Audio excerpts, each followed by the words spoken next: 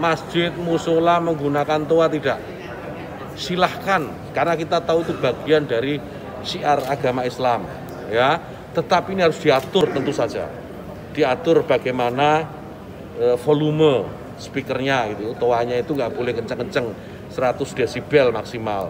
Diatur bagaimana kapan mereka bisa mulai menggunakan speaker itu sebelum adzan dan setelah adzan, bagaimana menggunakan speaker di dalam dan seterusnya.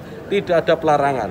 Ini aturan ini dibuat semata-mata hanya untuk membuat masyarakat kita semakin harmonis, meningkatkan manfaat dan mengurangi mafsadat. Jadi menambah manfaat dan mengurangi ketidakmanfaatan. Karena kita tahu, misalnya ya, kita tahu di daerah yang mayoritas muslim, hampir setiap 100 meter, 200 meter itu ada musola masjid. Ya, bayangkan kalau kemudian dalam waktu yang bersamaan mereka semua menyalakan toanya di atas, kayak apa? Itu bukan lagi syiar, tapi menjadi gangguan buat sekitarnya. Kita bayangkan lagi, kita ini muslim, saya ini muslim, saya hidup di lingkungan non muslim, ya.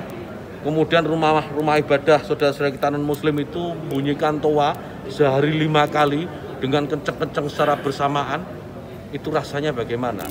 Yang paling sederhana lagi, tetangga kita ini kalau kita hidup dalam satu komplek itu misalnya, kiri kanan depan belakang pelihara anjing semua. Misalnya menggonggong dalam waktu yang bersamaan, kita ini terganggu enggak?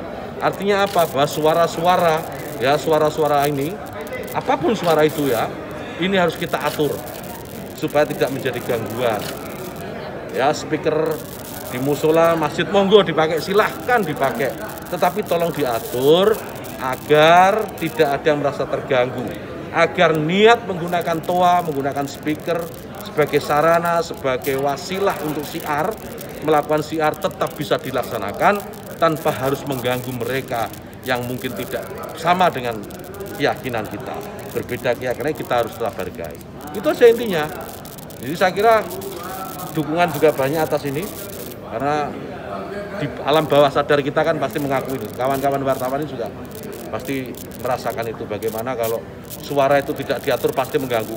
Truk itu kalau banyak di sekitar kita diam di satu tempat, kemudian misalnya ada truk kiri kanan kita, depan belakang kita, mereka nyalakan mesin sama-sama, kita pasti terganggu.